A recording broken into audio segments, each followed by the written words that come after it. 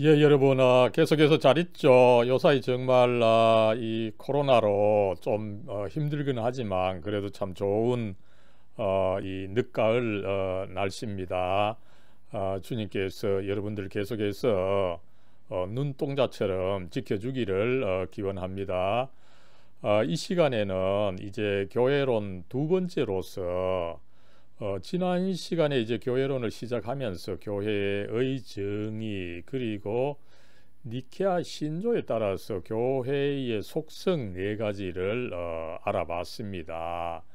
이제 조금 더 이제 실질적인 문제로서 교회의 표지 이제 과연 참된 교회는 어떤 교회냐 더 구체적으로 그죠. 특별히 또 우리 개신교에서 중요하는 이 교회의 3대 표지 그리고 이제 이 3대 표지에 따라서 교회가 설립이 되었다면은 이제 이 교회의 정치를 과연 어떻게 해야 되느냐 이 3대 표지와 교회 정치 이 두 가지 문제를 오늘 다뤄보도록 하겠습니다. 예, 여러분 먼저 교회의 3대 표지입니다. 먼저 이 참된 교회가 되려고 하면은 첫 번째로 이 하나님의 말씀에 그 참된 설교, 순수한 설교가 있어야 된다는 것입니다. 그리고 두 번째로는 성례가 올바로 적법하게 집행이 되어야 된다는 것입니다. 그리고 세 번째는 이 교회의 정치와 치리가 이 신실하게 시행이 되어야 한다는 것입니다. 여러분 그러면은 교회가 어떤 역사적 근거에서 이 세 가지를 3대 표지로 말하느냐 그죠? 이 종교개혁자들 뭐 대부분 특별히 칼빈이 이런 것을 아주 잘 알고 잘 이 설명한 분인데 그죠?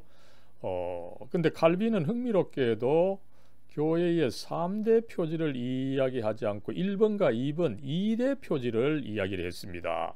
하나님의 말씀의 설교와 합법적인 성례의 집행 이 2대 표지를 이야기를 했는데 이제 조금 더 이 종교개혁과 이 개신교가 발전하면서 2대 표지에 이제 세 번째 이 정치 부분이 덧붙여져야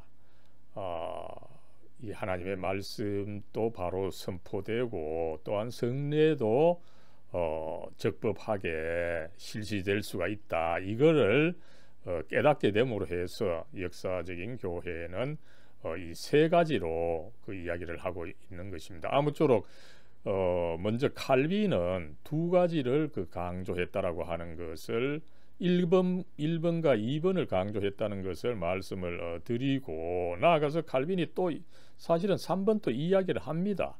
그러나 교회 표지를 세 가지로 분명하게 이야기하지 않고 앞에 1번과 2번 두 가지만 이야기한 사실이 있습니다. 그러나 이제 개혁교회가 조금 더 발전되면서 특별히 이제 칼빈이 이 1번과 2번을 강조했는데 그죠? 이 1번과 2번이 제대로 되려고 하면 어떻게 되어야 됩니까? 3번이 있어야 된다. 그래서 개혁교회 전체는 이 교회의 참된 표지는 이 세 가지다 이렇게 이야기를 했고 대표적으로 이것이 이제 스코틀랜드에서 잘 발전이 되면서 스코틀랜드 신앙 고백에서 이것을 잘 밝힌 바가 있습니다. 예, 그러면은 여러분 이 교회의 3대 표지의 내용을 하나씩 구체적으로 살펴보도록 하겠습니다. 먼저 하나님의 말씀에 순수한 설교, 이 순수하다라고 하는 형용사를 칼빈이 즐겨 사용했습니다마는 가장 중요한 표지다. 무엇보다도 먼저 교회가 있으려고 하면 하나님의 말씀의 설교가 있어야 된다. 그죠? 그래서 뭐 어떤 경우에는 이 성례의 집행, 성례의 집행은 참으로 이 합법적으로 안수를 받은 목회자에 의해서만 성례가 집행되고, 그러나 이 설교는 사실상 집사님이나 누구나 할 수 있는 것으로 볼 수가 있는 것입니다. 그죠? 그런 문맥에서 먼저 누구나 그 교인들 중에서 조금 가르치는 은사가 있는 사람 누구나 일단은 설교는 먼저 할 수가 있다는 것입니다. 그죠? 그래서 어떻게 본다면은 이 성례의 집행과 무관하게 설교는 있을 수가 있다는 것입니다. 그러나 또 이 성례의 집행은 어떻습니까? 그죠? 말씀을 선포하지 않고 그저 성례만 시행해서는 안 된다라고 하는 것을 이야기를 하고 있는 것입니다. 어쨌든 가장 먼저 중요한 것은 하나님의 말씀의 이 설교다. 이것을 우리가 알 수가 있고요. 그 다음에 이제 여러분 설교 많이 들어봤어, 그죠? 이거는 참 바른 설교고 좀 마음에 들고 또 저 설교는 또 뭔가 맞지 않다, 그죠? 이런 식으로 여러분들 아마 설교에 대해서 많이 들어봤고 나름대로 평가를 내려온 그 터일 겁니다, 그죠? 그랬을 때 이제 이 벌코프도 그것을 나름대로 지적하고 있죠, 그죠? 교회가 말씀을 선포함에 있어서 절대적으로 순수할 수가 없습니다, 그죠? 그러나 교회가 기본적으로 근본 교리들에 충실해야 됩니다, 그죠? 근본적으로는 교회가 가르치는 교리를 가르쳐야지 세상에서 통용되고, 그죠? 세상적으로 어떤 그 뛰어난 지식 그런 어떤 역사를 이야기하는 것이 아니죠, 그죠? 기본적으로 근본 교리를 가르치고 그렇게 함으로 해서 이 신도들이 나름대로 믿음을 가지고 그 믿음에 따른 행위를 하도록 그 영향력을 미쳐 가야 된다는 것입니다. 그랬을 때 여러분 사도행전 2장 40절 41절에 보면은 그죠? 42절까지 이 초대교회의 이런 그 과정을 잘 보여주고 있죠, 그죠? 여기서 아마 그 베드로가 오순절에 이제 성령을 받아서 제자들과 그 군중들에게 예루살렘 군중들에게 이제 설교했던 것입니다, 그죠? 여러 말로 확증하면서 그죠? 예수께서 그렇게 십자가에 죽으셨지만 당신네들의 죄를 위해서 죽으셨고 또 부활하셔서 주님이시다, 주님이 확실히 맞다, 이것을 이제 확증하면서 그리고 이 주님을 받아 들여라, 그죠? 그렇게 하면은 이 죽어가는 이 세상에서 구원을 받을 것이다. 이것을 분명히 이 설교로 제시한 것이 있는 거죠, 그죠? 그랬을 때 이제 사람들은 그것을 받아들이고, 그죠? 또 나아가서 아마 신앙 고백까지 하고 세례를 받아서, 그죠? 이날에 거의 3,000명의 사람들이 이제 회개하고 믿게 되었다, 그죠? 그러면 믿게 되고 나서는 가만히 있었습니까, 그죠? 그 사람들이 어땠습니까, 그죠? 먼저 이 사도들의 가르침을 받는다. 여기 요 순서가 중요하죠, 그죠? 먼저는 이 사도들의 가르침, 이 순수한 설교입니다, 그죠? 가르침을 받아서 또 서로 교제하고, 여기서 떡을 나눈다는 것은 여러분, 떡을 뗀다는 것은 사실은 뗀다는 말로 봐서 성찬을 한다는 것입니다, 그죠? 성찬을 하고 기도를 하고, 그죠? 그래서 요 사도행전 2장 40절에서 42절 말씀, 그 초대 교회의 그 교회 시작과 성장 그 과정을 이렇게 분명히 보여주는 말씀인데, 그죠? 여기서 첫 번째 있는 것이 이 설교다, 그죠? 예수께서 그리스도이심을 증거하는 이 설교라고 하는 것을 우리가 먼저 한번 찾아볼 수가 있는 것입니다. 예, 여러분, 이제 두 번째로 이 교회 표지입니다. 이 성례의 합법적인 시행이다, 그죠? 이 성례의 시행이라고 하는 말을 쓰면서 여기서 이제 합법적이다, 교회법에 적법하게 따라서 시행한다, 이런 말이죠. 먼저 여러분, 이 성례를 시행할 때, 그죠?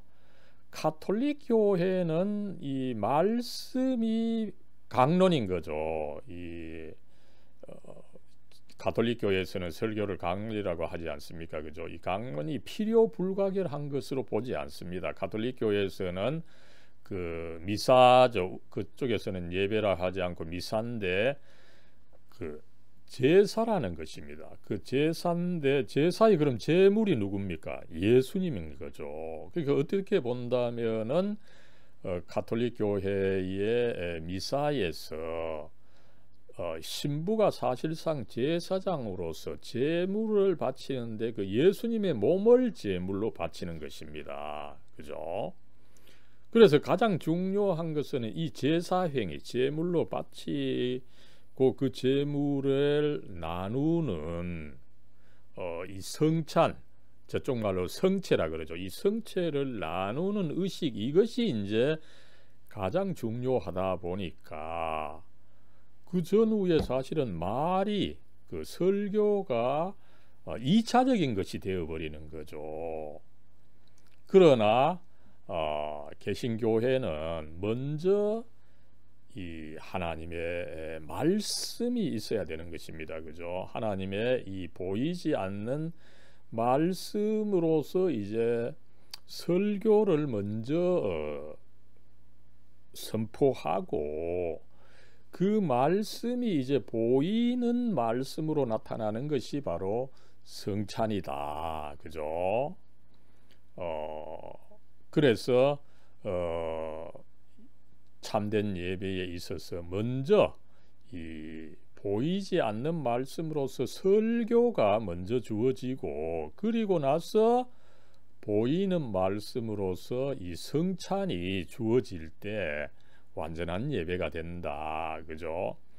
그래서 이 루터 교회에서는 매번 주일 예배 때마다 이 말씀과 성찬이 함께 가는데 반해서 불행하게도 이 개혁교회 장로교회에서는 이 성찬을 너무 이 귀중하게 여긴 나머지 또 뭐 아니면 성찬을 매번 하는 것이 번거롭다, 또 아니면 또 나중에 이제 형식화에 어떤 그 폐단이 있다, 이런 생각으로 1년에 한 뭐 3차례 4차례 그죠? 이렇게 적게 하게 됐습니다만 사실상 칼빈은 매주 이 설교와 성찬이 함께 주어져야 된다, 이렇게 가르친 바가 있습니다.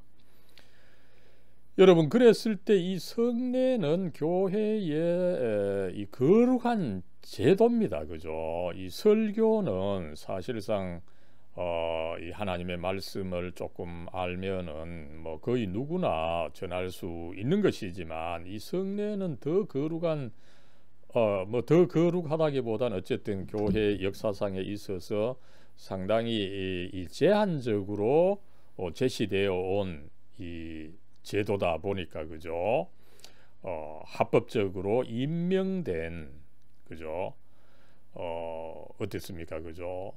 보편적으로 보편적으로 인정을 받고 있는 교단으로부터 교회법에 따라서 안수를 받은 사역자들에 의해서만 그죠?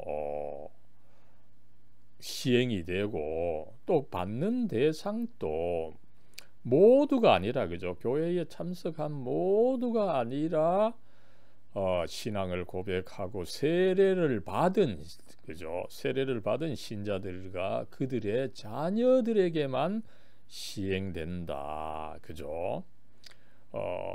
그래서 이 말씀은 조금 범위가 넓은데 반해서 이 성례는 이 범위가 상당히 그 제한되는 것을 우리가 알 수가 있습니다. 그 다음에 여러분 교회의 표지 세 번째로서 이제 앞에서 제가 표지 첫 번째로 이 말씀의 순수한 선포, 두 번째로 성례의 합법적인 시행이다 이걸 이야기를 했는데 그죠? 여러분 이 앞에 두 가지가 잘 되려고 하면 어떻게 돼야 됩니까? 그죠?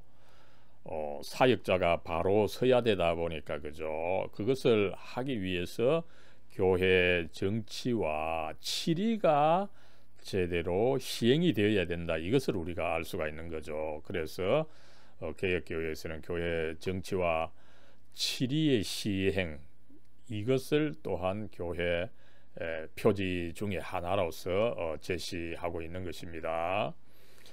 여러분 이 교회 정치 그죠? 여러분 사람들이 모이면 어디선 따나 그죠? 나름대로 리더가 있고 그 리더가 또 잘해야 그 모임이 제대로 그 운영이 되고 또 지속할 수 있다는 것을 우리가 알 수가 있는 거죠. 교회도 마찬가지입니다. 이 영적인 문제를 다루는 이 교회 어떻게 본다면 리더십이 더 중요하다고 해도 과언이 아니죠, 그죠? 그래서 이 교회 정치와 및 치리가 필수적이고 매우 중요하다라고 하는 것을 우리는 알 수가 있는데 그죠? 그랬을 때 이 교회 정치는 교회를 설립하고 운영하는 데 있어서 나름대로 이 정치가 잘 돼야 되는 거죠. 또 나아가서 이제 이 교회가 계속 지속이 돼야 되니까 그죠? 목회자를 교육을 하고 또 새로운 목회자 또 안수도 시키고 그죠? 또 그리고 그 목회자를 계속 돌봄에 있어서는 나름대로 이 한 교회로서는 어떻게 할 수 없는 거죠. 여러 교회가 합쳐서 정치적으로 잘 해야 된다라고 하는 것을 우리는 알 수가 있습니다. 그렇게 해서 이 교회 정치가 앞에서 말한 그 두 가지의 표지 그죠? 이 교리를 순수하게 가르치고 성례의 거룩함을 지키기 위해서는 이 교회 정치가 잘 되어야 된다. 이것을 우리가 알 수가 있는 것입니다. 만약에 뭐 담임 목사나 아니면 장로님이 그죠? 아무렇게 제 마음대로 하는데 어떤 치리가 없으면 어떻게 됩니까? 그죠? 그래 되면은 뭐 그 개인 목사님이나 장로님은 어떻게 뭐 좋아질지 몰라도 그죠?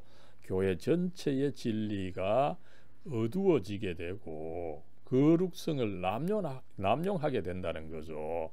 여러분 이것이 어떻게 본다면 오늘날 우리 한국 교회의 문제를 상당히 잘 보여준다라고 볼 수 있는 거죠.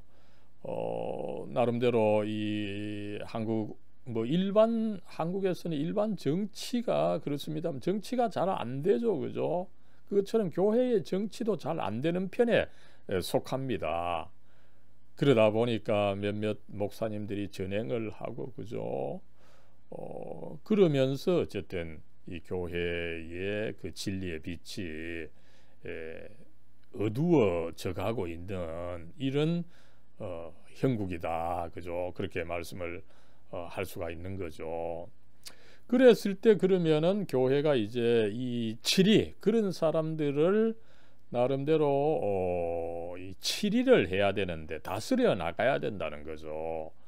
그 치리의 과정 이 과연 어떠하냐라고 했을 때 교회에서는 보통 이 치리에는 3단계가 있다는 거죠. 먼저 충고를 하고 충고해서 안 들으면 어떻게 됩니까? 수찬정지라고 하는 뭐 재미있는 표현입니다만 그죠? 성찬 받는 것을 정지시키는 벌입니다. 그죠? 그리고 또 이것도 듣지 않으면은 교회로부터 제명을 하는 것. 이 이제 7위의 그 3단계가 역사적으로 있어 왔고 오늘날까지 우리 한국 교회에서 대부분 사용하고 있는 이 7위의 3단계다. 이렇게 말씀을 드릴 수가 있습니다. 여러분 그래서 이것을 이제 조금 더 구체적으로 그 증거를 보여주면은 웨스트민스터 이 신앙 고백이죠. 이 30장 4절에 보면은 그죠. 어떤 사람이 그 교회의 질서를 문란하게 하면 어떻게 됩니까? 먼저 집사님, 장로님 그렇게 하지 마십시오. 그것은 교회의 건덕에 도움이 되지 않습니다. 이렇게 이제 충고를 했는데 이 충고를 듣지 않으면 어떻게 됩니까? 그러면 이제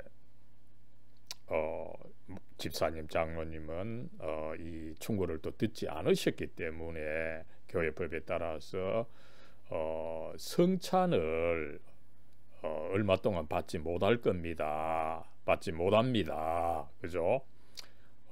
이 수찬 정지에 벌을 내리고 그죠? 그런데 이제 문제는 뭡니까? 한국에 있어서는 이 뭐 수찬 정지의 벌이라고 하는 것이 성찬을 자주 안 하다 보니까 이 벌이 사실은 유명무실하게 되어버린 그죠?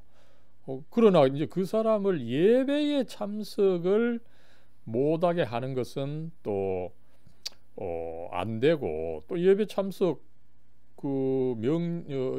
참석을 금지하는 명령을 내린다 하더라도 뭡니까? 이 교회에서 이 교회 예배를 참석하지 마라 이러면은 그 사람이 또 다른 교회 가서 또 예배를 볼 수 있으니까 그죠? 그래서 아무쪼록 이 두 번째 수찬 정지 명령은 굉장히 어쨌든 약하게 돼. 그러나 과거에는 여러분 이 성찬을 받고 교회 예배 참여한다라고 하는 거 그죠? 이게 사실은 굉장히 중요했습니다. 그 당시 종교개혁 시대에 있어서는 뭐 청교도들도 마찬가지죠. 이 성찬을 받는다라고 하는 거 이건 생명을 받는 겁니다. 그런데 그것을 받지 못한다면은 그 당시에는 굉장히 그 큰 벌이었던 것으로 우리가 추정을 할 수가 있는 것입니다.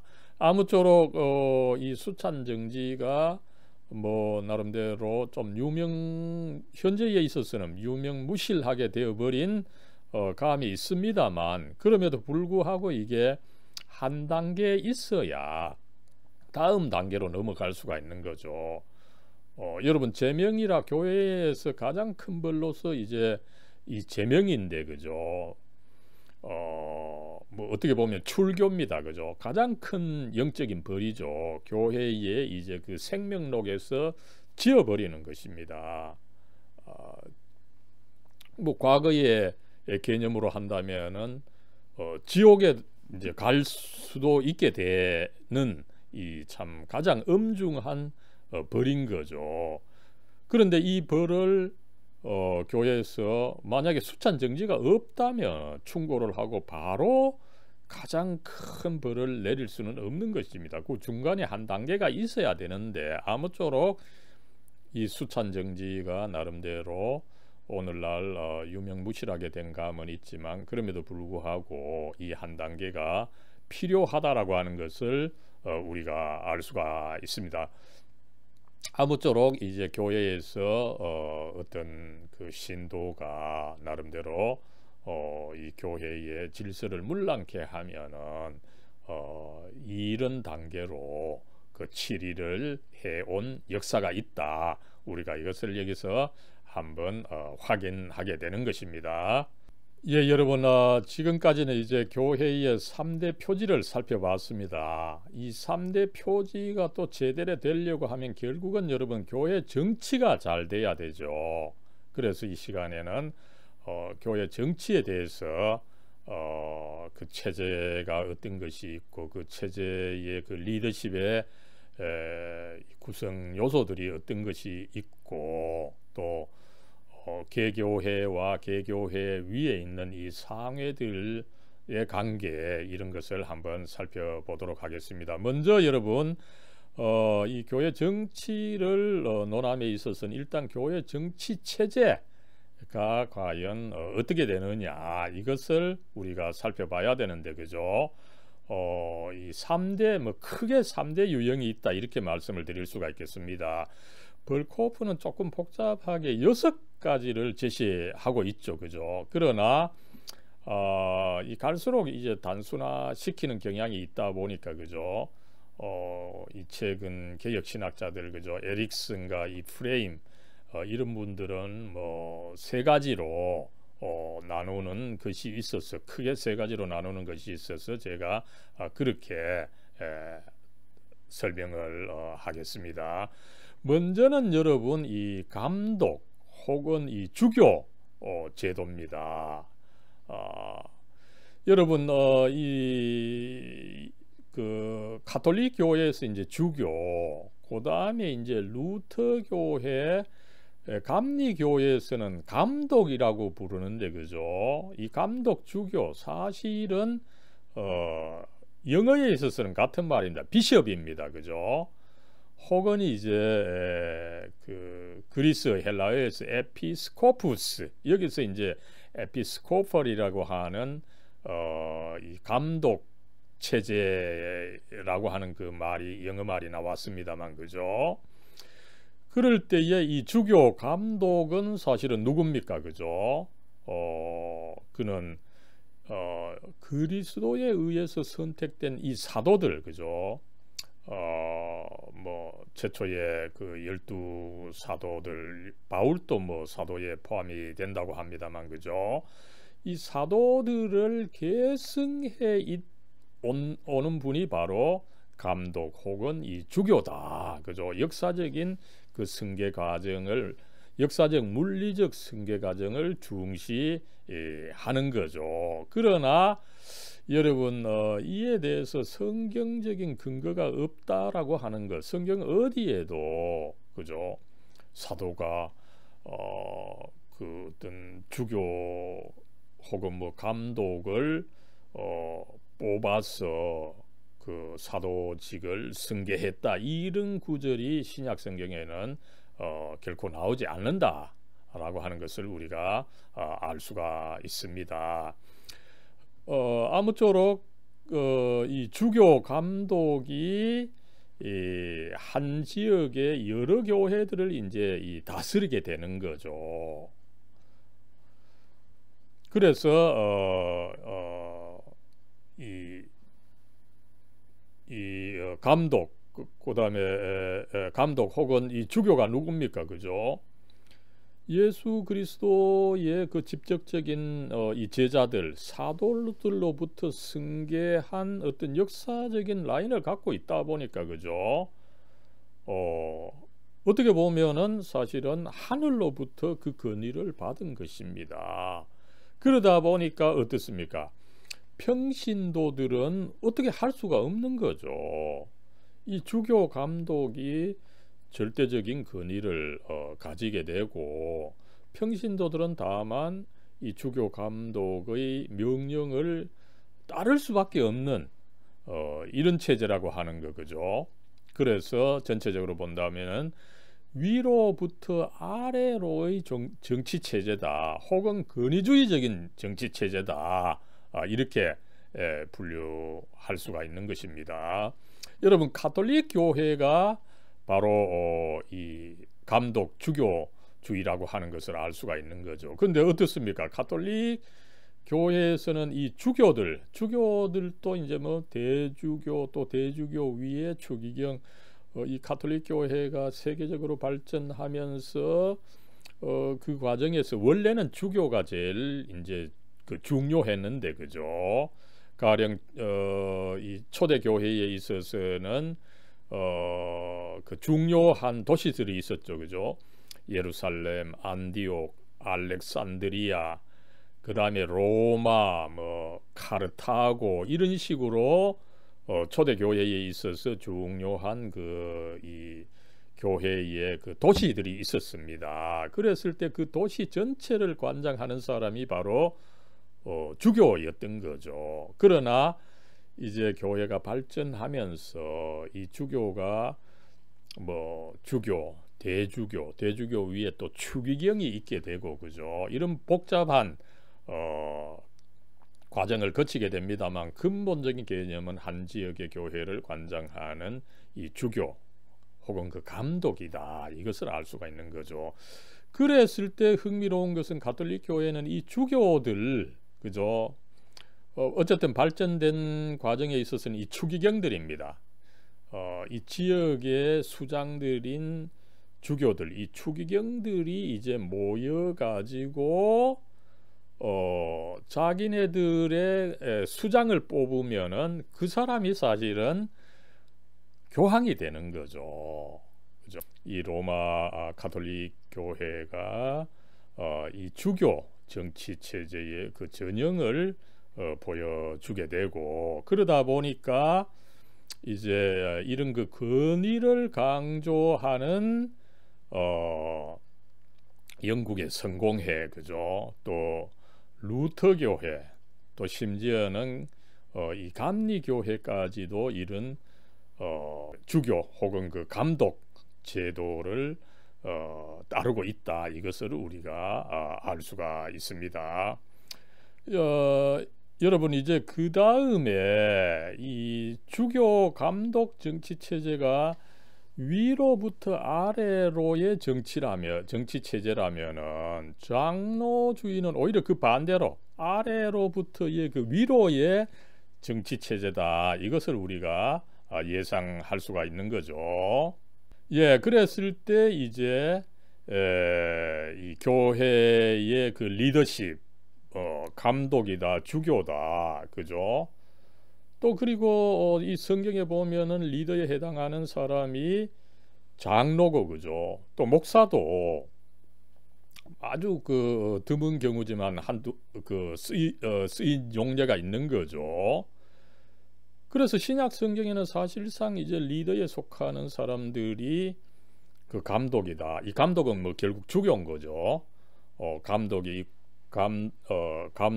있고 장로가 있고 목사가 있다면 이 세 사람은 도대체 어떤 사람이냐라고 했을 때, 여러분, 사실상 이 세 사람은 동등한 사람들이라는 거죠. 그죠? 동등한 사람들인데 이들은 단순히 이제 사도로부터 내려오는 어떤 그 물리적인 계승권, 그게 있는 것이 아니라 사실상에 있어서 교인으로부터 선출이 되어야 된다는 거죠.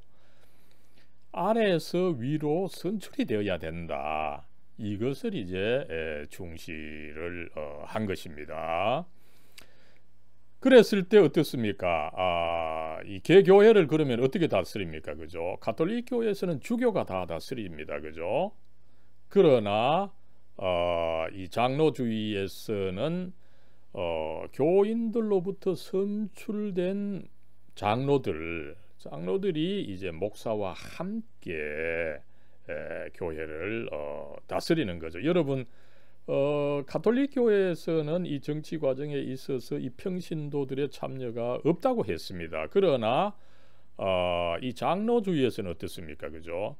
평신도들이 자기의 대표로서 장로를 뽑으면은 그 장로가 목사님과 함께 당회를 구성해서 이제 교회가 어떤 일을 해야 될지, 그죠? 또 어떻게 해야 될지, 이런 것을 논의하고 결정하는 하나의 그 리더십 체제를 만들게 된다, 이것을 알 수가 있습니다. 그랬을 때 어떻습니까? 또 개교회의 그 합의체인 이 당회가 또 문제가 있을 수가 있죠. 그러면 이 당회를 또 관장하는 어떤 그 상회가 있어야 되는데, 그 상회로서 장로교회에 있어서는 이제 노회, 그 다음에 또 전국 교회의 또 합의체의 이 노회들도 또 그 나름대로 지도를 받아야 되는 거죠. 노회는 이제 전국 교회들의 합의체인 총회의 감독을 받는 식으로 해서 나름대로 교회가 견제를 받아가면서 건전하게 성장하고 발전하게 된다는 것을 우리는 알 수가 있습니다. 그래서 이 장로주의는 기본적으로 교인들로부터 선출된 장로들의 그 대의 체제다, 대의 민주주의 체제다, 이것을 우리가 알 수가 있는 거죠. 그래서 이 장로주의는 본질적으로 대의 민주주의 체제입니다. 그죠?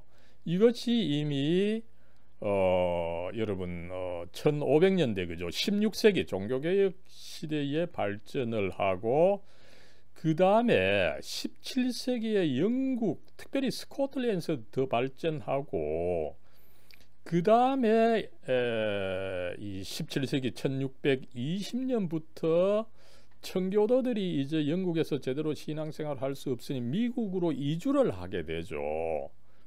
그러면서 이제 1600년대 후반에 미국의 많은 이제 이 장로주의를 가진 이 청교도들이 미국에 갔고, 그죠? 이 사람들이 이제 거의 한 세기 동안 혹은 한 세기 반 동안 이 힘을 키워서 드디어 이제 1776년에 미국에서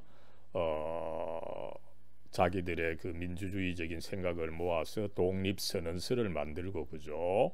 미국이 드디어 영국으로부터 독립하기 위해서 독립전쟁을 치르고 결국은 이제 미국이 독립을 하게 되었는데, 그죠? 그 근원에 있어서는 여러분 이 장로주의가 가졌던 이 대의 민주주의 체제가 거기서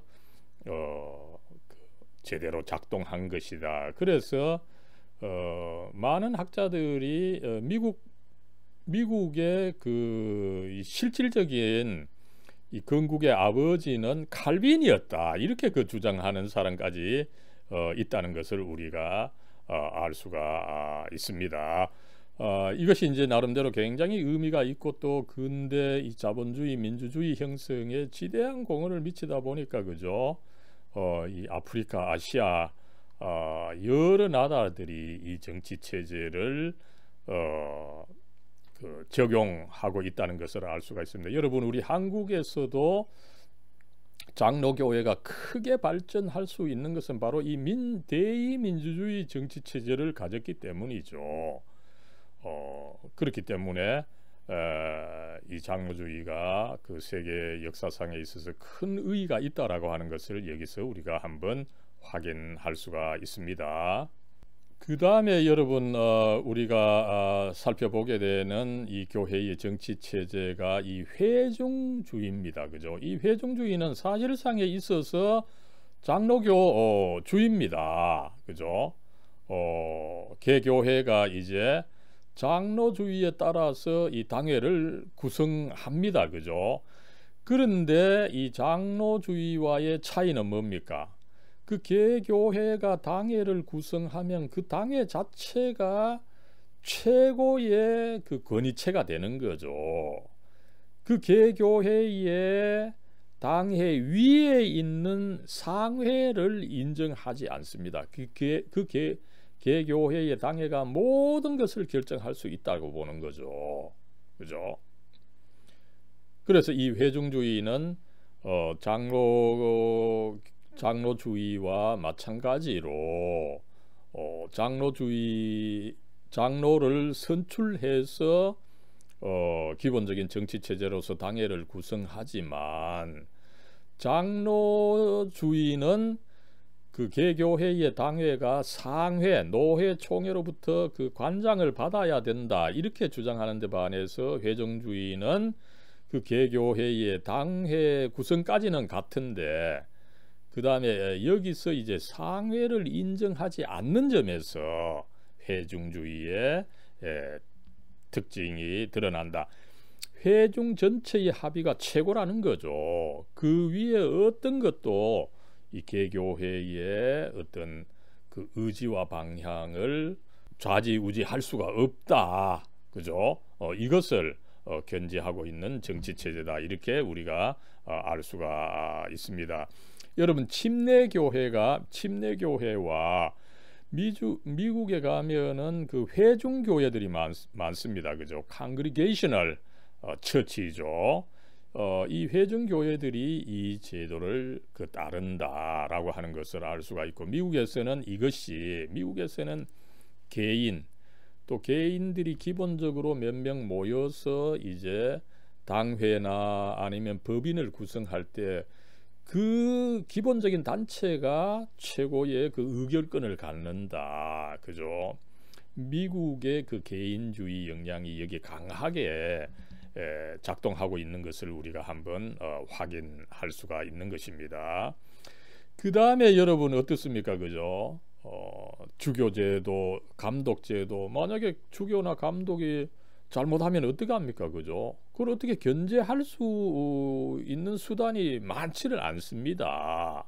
여기에 장로 제도는 나름대로 또 상회의 견제를 받아서 나름대로 옳은 일을 할 수가 있죠. 그러나 또 어떻습니까? 이 상회가 만약에 조금 전횡을 할 때 그 개교회가 또 당해야 되는 이런 또 문제가 있는 거죠. 그래서 이 결점을 이제 막기 위해서 회중주의가 생겼습니다만, 이 회중주의도 어떻습니까? 그죠? 그 개교회의 당회가 최고의 권위를 가지지만 이 당회가 또 나름대로 어떻게 또 서로서로 공모를 한다 할지 이렇게 하면은 이런 것이 또 왜냐하면은 이 장로들 중에 혈연으로 학연으로 연결돼서 그죠? 또 이 개교의 당회가 또 잘못될 수가 있는 거죠. 이러다 보니까 인간의 정치 제도는 어떤 것이라도 이렇게 존재하게 되면은 악을 저지르게 된다. 이런 관점에서 이 케이크 교회, 미국에 상당히 많은 교회죠. 이 케이크 교회는 일체의 그 교회 정치, 심지어는 성직자도 없이 교회가 형성되는 거죠. 그러면 여러분 누가 설교를 합니까? 그죠? 따로 설교자가 없습니다. 그러나 이제 교인들이 또 예배로 이제 모이게 되면 어떻게 됩니까? 그죠? 서로 앉아서 서로 이제 바라보도록 원형 혹은 사각형으로 만들어서 서로 바라보면서 앉아서 예배하는 가운데 눈을 감고 이렇게 지그시 있다가 어떤 내적인 빛이라 그러죠. inner light 혹은 스파크, 그것을 받게 되면, 영감을 받게 되면 일어나서 그것을 이제 쉐어하는 식으로 설교를 하게 되고, 그죠? 그런 식으로 해서 어쨌든 이 교회의 정치 체제가 어떤 식으로 있든지 간에 악한 요소가 있어서 차라리 교회 정치 제도가 없는 것이 낫다. 이런 입장으로서 이 퀘이커 교회 제도가 있다는 것을 우리가 한번 살펴봅니다. 그리고 또 교회 역사상에 있어서 또 흥미로운 이 교회 정치 제도는 국가교회주의죠. 이것을 에라스투스주의다 이렇게 이제 명명하는 바가 있습니다. 그죠? 교회가 따로 독립하지 않고 국가에 속한 기구가 되는 것입니다. 그죠? 그러면서 이제 목회자들도 교회의 공무원이 되고, 그죠? 그럴 때 이제 어떻습니까? 국가가 오히려 이 교회의 리더십을 좌지우지하게 되는 거죠. 그래서 나름대로 이 교회의 독립성은 없지만, 그러나 이제 국가가 나름대로 사법 체제에 따라서 하다 보니까 어떻게 보면 또 건실하게 되는 측면도 없지 않다 이렇게 볼 수가 있습니다만은 교회가 결국 국가의 시녀가 되는 것은 바람직하지 않죠. 이것이 이제 역사적으로 하나의 뭐 교파를 만들어서 있게 된 경우는 많지 않지만 역사의 어떤 시점에서 그죠?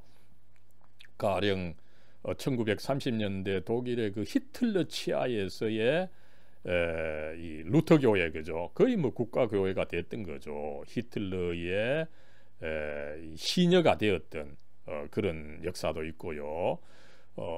그리고 또 교회사를 살펴보면 자주 그 어떤 정권이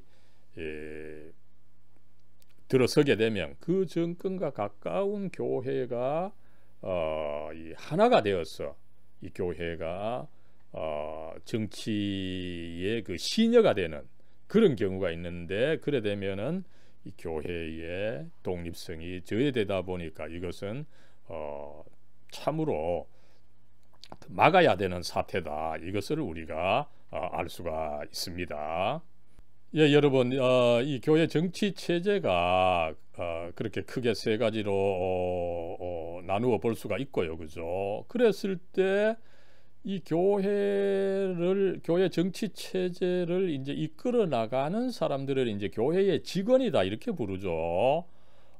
그랬을 때 그러면 교회의 직원이 과연 어떤 사람이 있고 그들이 과연 어떻게 임명이 되느냐 이것을 우리가 한번 살펴볼 수가 있습니다. 여러분 앞에서 이제 신약 성경에서는 뭐 감독, 그 다음에 장로, 목사가 이렇게 나온다고 했습니다만 그 다음에 또 나오는 것이 뭡니까 사실은 그죠? 뭐 어떻게 보면 가장 많이 나오는 사람들이 신약에 있어서 이 사도고 또 선지자들도 있죠. 그랬을 때 이 사도와 선지자들은 그죠? 그 신약 시대만 해당한 그 특별한 그 비상적인 그죠? 일반적이 아니라는 거예요. 그죠? 통상적이 아닌 그 특별한 직원들이 신약에만 해당하는 직원들이었고 그죠? 이제 신약 성경이 종결된 후 교회의 시대가 시작이 되면서는 이 교회를 계속 존재할 수 있도록 하는 그 직원이 필요하는 거죠. 그죠?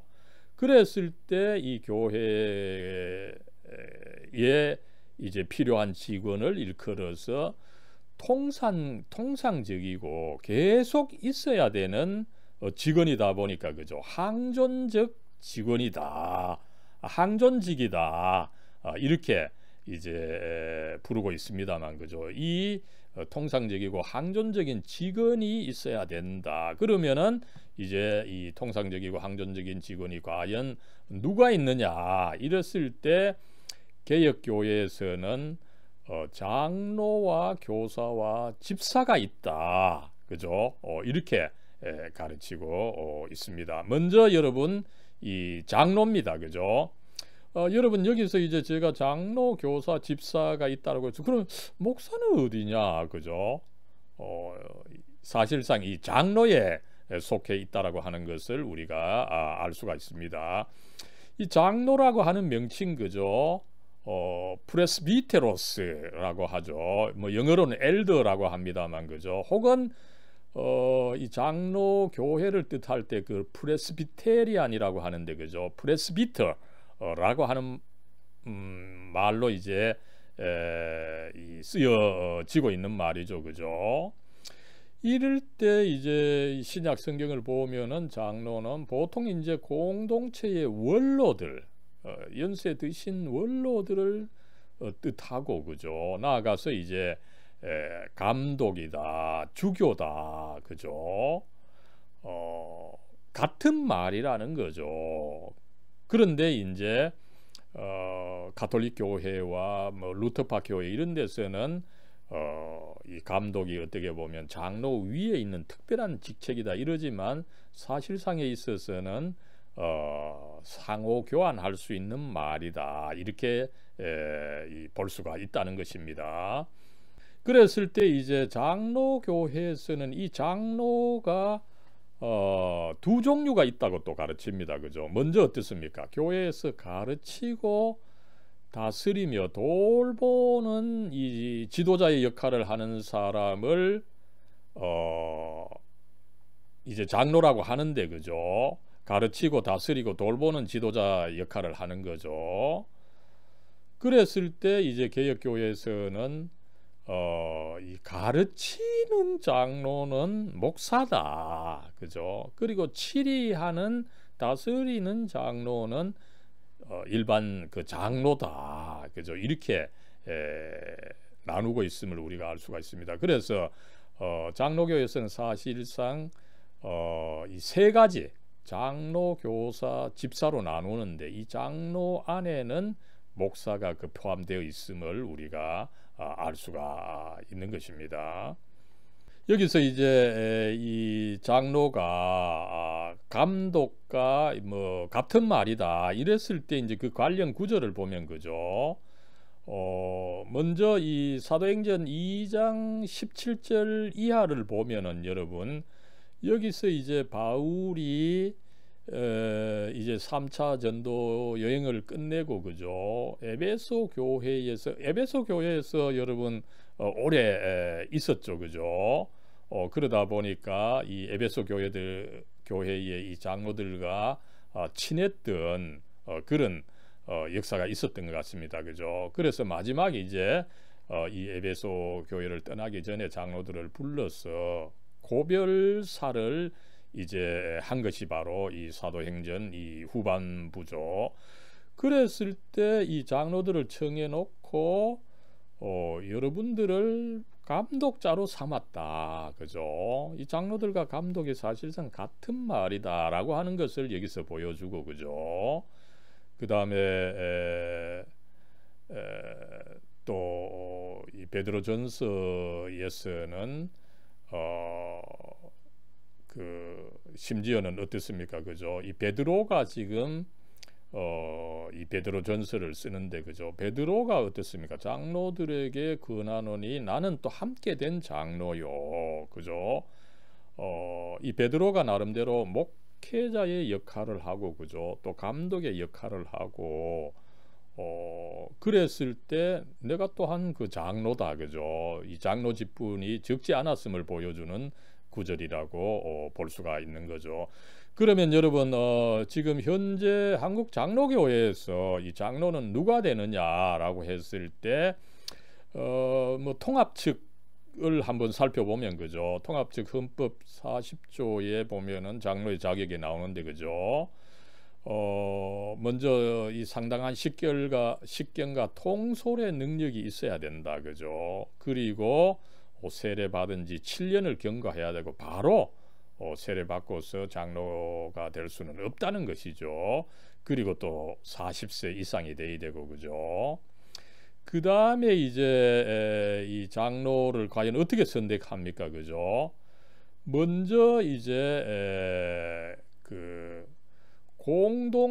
공동의회에서 그죠. 공동의회에서 총 투표 수의 3분의 2 이상의 그 득표를 받아야 됩니다, 그죠. 상당히 교인들 그 반수 이상 3분의 2의 그 동의를 받는다는 것은 굉장히 사실은 어렵죠, 그죠. 그리고 이제 조금 더 구체적으로 보면 일단 당회에서 후보를 정하죠. 후보를 정해놓고 이런 후보가 있는데 성도 여러분들께서 이제 장로로 될 분을 이제 그 선택해 주십시오. 이렇게 이제 투표를 했을 때 3분의 2 이상의 이제 동의를 받으면은 그 사람이 이제 장로 후보자가 되고 또 노회에서 실시하는 교육 과정을 거쳐서 장로로 그 안수를 받게 되는 이런 과정이 있음을 우리가 알 수가 있습니다. 그 다음에 이제 교회의 직원 중에 한 사람이 우리에게는 분명히 보이지 않는데 교사인데 이 교사는 주일학교 교사를 의미하는 것이 아니고 사실은 이 교회 전체를 총괄하는 이 교사, 그래서 이제 사실상에 있어서 신학 교수 혹은 박사를 그 의미한다. 이것을 우리가 알 수가 있습니다. 성경에 보면 초대교회에 이미 그 다른 사람들을 가르칠 수 있는 자들이 있는 거죠. 그래서 교회에서 이 장로들, 목사와 또 다른 그 교회 전체를 가르쳐가는 이 교사, 신학 교수가 있었던 것을 우리가 알 수 있는 것입니다. 그래서 이들이 하는 일은 뭡니까? 그죠? 장래 목회자들을 교육하는 거죠. 그리고 또 교회 정치에 필요한 규정을 또 만들고, 그죠? 이렇게 해서 이제 두 번째로 교사, 이 신학 교수직이 있다는 것을 우리가 알 수가 있고, 그 다음에 이제 세 번째로 집사직이 있다. 이것을 우리가 알 수가 있는 거죠. 그죠? 이 집사직은 뭐 뚜렷하게 나타나는 거죠. 그죠? 초대교회에서 특별히 물론 뭐 순수하게 봉사입니다만 그 봉사뿐만 아니라 그죠? 스데반처럼 가르치는 직분도 상당히 있었음을 우리가 알 수가 있습니다. 그죠? 가르치는 직분과 더불어서 가난한 사람들을 구제하는 이 봉사하는 직분. 그래서 말 그대로 사실은 디아코니아인데, 그죠? 여기 디아코니아에서 디컨이라고 하는 말이 나온 거죠. 섬긴다는 말입니다. 그죠? 섬기는 자로서 이 집사직이 있다라고 하는 것을 알 수가 있습니다. 여러분, 그러면은 앞에서 우리가 뭐 크게 네 종류, 그죠? 목사, 장로, 신학 교수, 집사, 이 네 가지의 직원들, 그 또 직분들을 살펴봤는데, 그죠? 그러면은 이 직원들이 과연 어떻게 그 교육을 받고 있게 되느냐, 그죠? 이것을 한번 살펴보죠. 이 직원이 되려고 하면은 과연 어떻게 이 소명을 받고 직원이 될 수 있느냐, 이 문제죠. 먼저 내적 소명이 필요하다는 거죠. 그랬을 때 뭡니까? 특별히 이제 이 중요한 것이 이 장로죠, 그죠? 목사와 일반 장로가 되는 것입니다, 그죠? 집사는 뭐 사실상 조금 더 쉽게 될 수 있다 보니까 여기서 좀 제하고, 그죠? 그랬을 때 어떻습니까? 이 소명을 받았다, 내적 소명을 받았다 이랬을 때 내가 뭐 하나님으로부터 뭐 삐까번쩍하는 그런 특별 계시를 받았다, 그것이 아니고 먼저 뭡니까? 내가 그 하나님의 일을 이제 조금 내일 좀 적게 하고 하나님의 일을 해보겠다, 이런 어떤 강한 의욕이 먼저 있어야 되고, 그죠? 그리고 나는 그래도 사람들 앞에서 말을 좀 조리 있게 하고 나름대로 그래도 가르치는 은사가 조금 있다, 이 확신이 있어야 되고, 그죠? 그 다음에 또 하나님께서는 나의 그 삶의 과정을 통해서, 그죠? 교회로 인도했는데 그 교회에 마침 또 일을 할 사람이 없고 이러다 보니까 나를 여기로 보내주셔서 나로 하여금 교회에 봉사하게 하신다, 그죠? 하나님께서 나를 이 길로 준비하고 있다라고 하는 이런 어떤 체험, 이 세 가지가 사실상에 있어서 내적 소명이다. 그리고 이제 나아가서 외적 소명이 필요하다는 거죠. 이 한국에서는 내적 소명을 중시하는 데 반해서 서양에서는 오히려 외적 소명을 더 중시한다, 이렇게 봐도 과언이 아닐 겁니다, 그죠? 그래서 내적 소명을 가진 사람들 교회 생활을 열심히 하면서 어떻습니까, 그죠? 내가 이제 뭐 교회를 위해서 뭐 조금 더 해보겠습니다, 그죠? 조금 더 열심히 노력하면 어떻게 됩니까? 성도들도 그거를 알죠, 그죠? 그리고 또 어떻습니까? 이제 이 목사 될 분이 이제 중요한데, 그죠? 그런 내적 소명이 있으면 분명히 자기의 그 소명을 좀 밝혀야 됩니다, 그죠?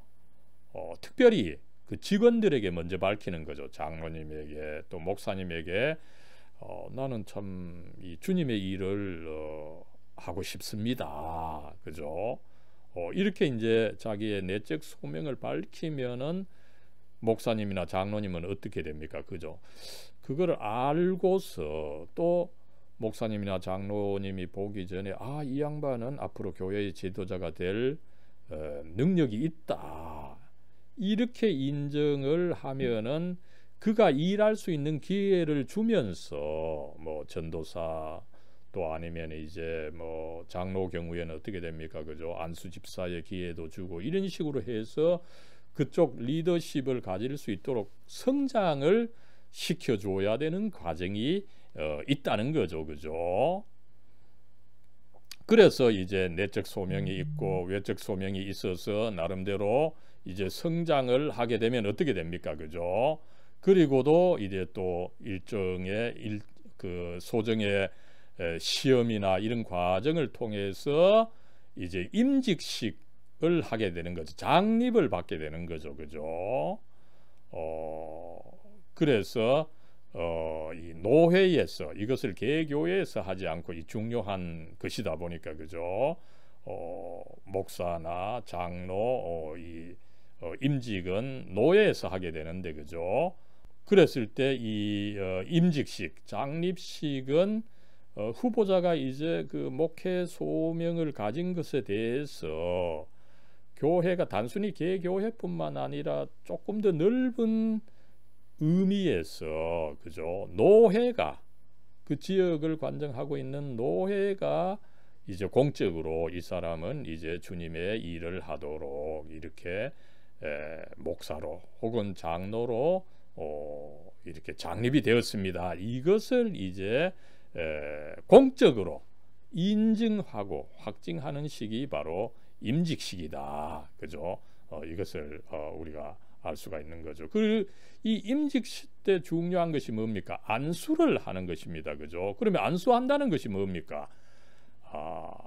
이제 이 후보자가 참으로 이제 하나님의 권위를 받아서 이 직분을 위해 구별이 되었고 이제 그 하나님의 은사가 함께 하는 것입니다. 이것을 이제 안수 기도로서 이 확증을 해 주는 것이 바로 그 안수식이다. 그죠? 이런 과정을 통해서 장로와 그 다음에 목사, 이 교회의 공적인 리더가 서게 된다. 이것을 우리가 알 수가 있는 거죠. 여러분, 이 과정이 결코 사실은 뭐 쉬운 과정이 아닙니다. 그죠? 오늘날 어떻게 보면 여러분들 주위에 장로님, 뭐 목사님 사실은 조금 많지만 그죠?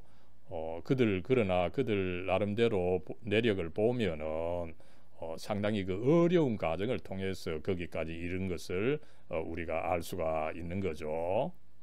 예, 여러분 이렇게 해서 이제 이 시간에는 교회의 정치에 대해서 전반적으로 살펴봤습니다. 먼저 이 교회의 3대 표지를 살펴보고 그죠? 이 3대 표지가 제대로 되기 위해서는 교회의 정치가 잘 되어야 되기 때문에 교회의 정치 구조 그죠? 그 다음에 이제 이 정치 구조를 떠받치고 있는 근본적인 이 리더십으로서 교회의 그 직원들을 그죠? 특별히 이 교회의 역사상에 있어서 계속 있어야 되는 통상적으로 그리고 계속 있어야 되는 직분자로서 이 통상적이고 항존적인 이 직분자들 그죠? 뭐 크게 네 가지 그죠? 목사, 장로, 신학 교수, 그 다음에 이 집사직을 살펴봤습니다. 요 중에서 이제 특이한 것은 장로를 아예 그 하나로 보고서 목사는 가르치는 장로다. 그리고 일반 장로는 또 치리하는 장로다. 이렇게 구분해서 뭐 전체적으로 또 세 개 그죠? 장로, 신학 교수, 집사 이렇게 또 나누고 있는 것을 우리가 한번 살펴봤습니다. 사랑과 은혜로 충만하신 하나님, 이 시간 저희들 코로나 사태로 서로 얼굴을 보지 못하면서지만 이 하나님의 진리에 대해서 특별히 또 이 시간 교회에 대해서 살펴보게 해주시니 참 감사합니다. 하나님, 우리 주위에 있는 또 내가 속해 있는 교회가 아무렇게나 있는 것이 아니라 이런 과정을 통해서 또 이런 형식을 통해서 존재해 왔다라고 하는 것을 한번 배웁니다. 아무쪼록 제가 홀로 이 모래알처럼 홀로 있는 것이 아니라 이 전체 교회에 속하고 또 교회에 나름대로 또 역할을 함으로써 이 믿음의 생활을 하게 해주시니 얼마나 감사한지요. 하나님, 나아가서 이제 저희들도 이 교회에 참으로 속하고 또 나아가서 나름대로 하나님께서 주신 그 은사를 발전시킴으로 해서 나름대로 교회에 봉사하고 또 더 나아가서는 저희들 역시 또 한 사람의 장로가 되고 목사가 되어서 이 교회의 봉사를 더 크게 할 수 있는 저희들이 될 수 있도록 하나님 축복해 주시고 키워 주시고 이끌어 주시옵소서. 우리 주 예수 그리스도의 이름으로 간절히 기도드리옵나이다. 아멘.